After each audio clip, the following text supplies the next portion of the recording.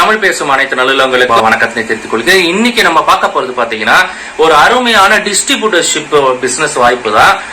டிஸ்ட்ரிபியூட்டர்ஷிப்னும் போது நீங்க நினைப்பீங்க ஹெவியா இன்வெஸ்ட்மெண்ட் இருக்குமோ, டெபாசிட்ஸ் அதிகமா இருக்குமோ அப்படின்னு சொல்லிட்டு எல்லாருமே அது ஒரு எதிர்பார்ப்பு இருக்கும். ஆனா இந்த கம்பெனி பாத்தீங்கன்னா சேலத்திலிருந்து இயங்கக்கூடிய ஒரு கம்பெனி பேர் பாத்தீங்கன்னா லக்ஷ்மி ஹோம் கேர் ப்ராடக்ட்ஸ் அப்படின்னு சொல்லிட்டு இவங்க பாத்தீங்கன்னா ஒரு 4 ப்ராடக்ட் தான் மெயினா ஒரு கான்சென்ட்ரேஷன் பண்ணி மேனுபேக்சரிங் பண்ணி பிசினஸ் பண்றாங்க.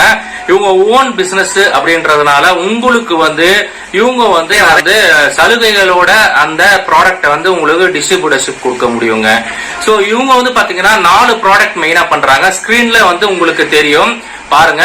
முதல்ல பாத்தீங்கன்னா டிடர்ஜென்ட் லிக்விட், ரெண்டாவது பாத்தீங்கன்னா அவங்க டிஷ் வாஷ் லிக்விட், மூணாவது பாத்தீங்கன்னா ஃப்ளோர் கிளீனர் லிக்விட், நாலாவது பாத்தீங்கன்னா அவங்க டாய்லெட் கிளீனர். இந்த 4மே உங்களுக்கு இங்க மேல ஸ்கிரீன்ல தெரியும் பாருங்க. இந்த 4 ப்ராடக்டையும் அவங்க ஓன் மேனுபேக்சரிங் பண்றாங்க. 100% பிராண்டடுக்கு ஈக்குவலான ஒரு குவாலிட்டி உள்ள ஒரு ப்ராடக்ட் தான் அவங்க இப்ப மக்கள் கிட்ட கொண்டு போய் சேர்க்கணும் அப்படி சொல்லிட்டு முடிவு பண்ணி டிஸ்ட்ரிபியூட்டர்ஷிப் கொடுக்கணும் அப்படி சொல்லிட்டு இருக்காங்க.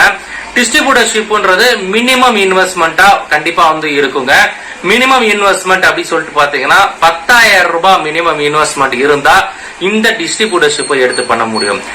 இப்ப எது நம்ம டிஸ்ட்ரிபியூட்டர்ஷிப் பண்ணணும் அப்படின்னு நினைக்கிறோம்னா, ஓன் மேனுபேக்சரிங் பண்ணணும்னு நினைக்கிறவங்க தாராளமா பண்ண முடியும். ஆனா அதுக்கு உண்டான மிஷின் செட்டப், அதுக்கப்புறம் அதுக்கு உண்டான நீங்க ரா மெட்டீரியல் வாங்குறது, இதெல்லாம் பாத்தீங்கன்னா வேலை மார்க்கெட்டிங் பண்றது, பிராண்டுன்னு ஒண்ணு உருவாக்கணும். அந்த பிராண்டை உருவாக்கி நீங்க எடுத்துன்னு போய் பண்றதுக்குள்ளேயே உங்களுக்கு போதும் ஆயிடும். சோ இந்த மாதிரி டிஸ்ட்ரிபியூட்டர்ஷிப் ஆல்ரெடி ஒருத்தர் பிராண்டை உருவாக்கி வச்சிருப்பாரு. அந்த பிராண்டை உருவாக்கி வச்சிருக்கிறவங்க கிட்ட வாங்கி நீங்க உங்களுக்கு வேலை என்ன அப்படின்னு சொல்லிட்டு பாத்தீங்கன்னா மார்க்கெட்டிங் கண்டிப்பா பண்ணணுங்க. நல்ல மார்க்கெட்டிங் பண்ணீங்கன்னா தாராளமா எந்த பிராண்டா இருந்தாலும் நீங்க மார்க்கெட்ல கொண்டு போய் ஈஸியா சேல் பண்ண முடியும். இதுல 2 விதமா நீங்க சேல் பண்ணலாம். ஒண்ணு பாத்தீங்கன்னா நீங்க கடைகளுக்கு ஹோல்சேல் ரேட்டுக்கு சப்ளை பண்றது, ரீட்டைல் ஷாப்ஸ், மளிகை கடைகள், சூப்பர் மார்க்கெட்ஸ், இந்த மாதிரி இருக்கிற இடத்தெல்லாம் நீங்க முதல்ல ஃபைண்ட் பண்ணணும். எங்கெங்கெல்லாம் ஒரு அட்லீஸ்ட் ஒரு 200 ஷாப்ஸ் கிட்ட நீங்க ஒரு ஃபைன் பண்ணி அவங்க கிட்ட இந்த மாதிரி இருக்கு அப்படி சொல்லிட்டு ரேப்போ கிரியேட் பண்ணி வச்சு சப்ளை பண்ணும்போது பாத்தீங்கன்னா நல்ல ரெகுலரா மார்க்கெட்டிங் பண்ணி நீங்க சப்ளை பண்ணும்போது தாராளமா மாசம் 50,000 ரூபாய் வரைக்கும் நீங்க இதுல ஏர்ன் பண்றதுக்கு வாய்ப்புகள் அதிகமா இருக்கு. சோ இந்த மாதிரி டிஸ்ட்ரிபியூட்டர்ஷிப் எடுக்கும் போது உங்களுக்கு என்ன பெனிஃபிட் அப்படின்னு சொல்லிட்டு பாத்தீங்கன்னா, எந்த ஒரு மிஷினரிய நீங்க வாங்கி இன்ஸ்டாலேஷன் பண்ண போறது இல்ல. சோ எந்த ஒரு ரா மெட்டீரியல் டம்பிங்கும் நீங்க இதுல வைக்க போறது இல்ல. சோ அதனால உங்களுடைய வேலை அப்படின்னா ஒரு அமௌண்ட்டை கட்டுறீங்க, அந்த அமௌண்ட்டுக்கு உண்டான பொருளை அவர் உங்களுக்கு டிரான்ஸ்போர்டேஷன் மூலமா உங்களுக்கு சென்ட் பண்ணிடுவாரு. நீங்க எந்த டிரான்ஸ்போர்ட் சொல்றீங்களோ அவங்க மேக்சிமம் பாத்தீங்கன்னா நல்ல ஒரு பிரபலமான டிரான்ஸ்போர்ட்ஸ்ல தான் உங்களுக்கு அனுப்புறாங்க. தாராளமா எந்த ஒரு பிரச்சனையும் இல்லாத அது உங்களை சேர்ந்துருங்க. சோ இந்த மாதிரி 4 ஆல்ரெடி ஸ்கிரீன்ல பாத்திருப்பீங்க.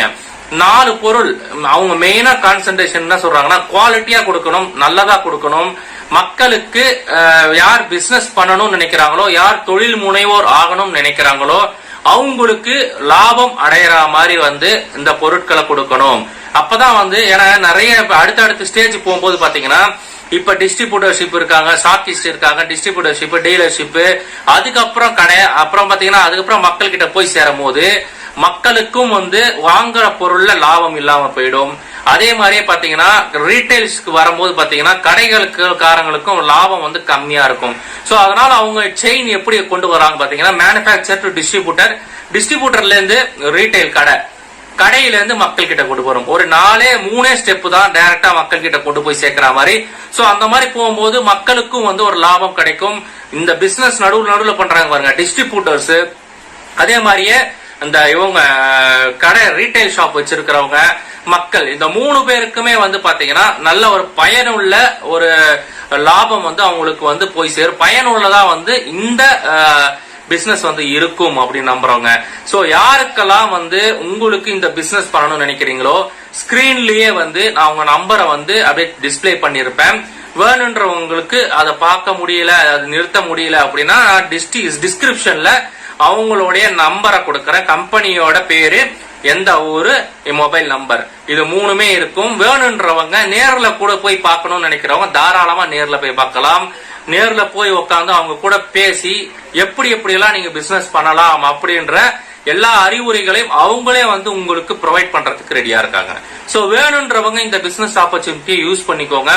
தேவைப்படுறவங்க யூட்டிலைஸ் பண்ணி சக்சஸ்ஃபுல்லா வாங்க. இவ்வளவுதான் நான் சொல்ல வந்தது. இந்த வீடியோ உங்களுக்கு பிடிச்சிருந்ததுன்னா லைக் பண்ணுங்க, ஷேர் பண்ணுங்க, கமெண்ட் பண்ணுங்க, மறக்காம சேனலை சப்ஸ்கிரைப் பண்ணுங்க.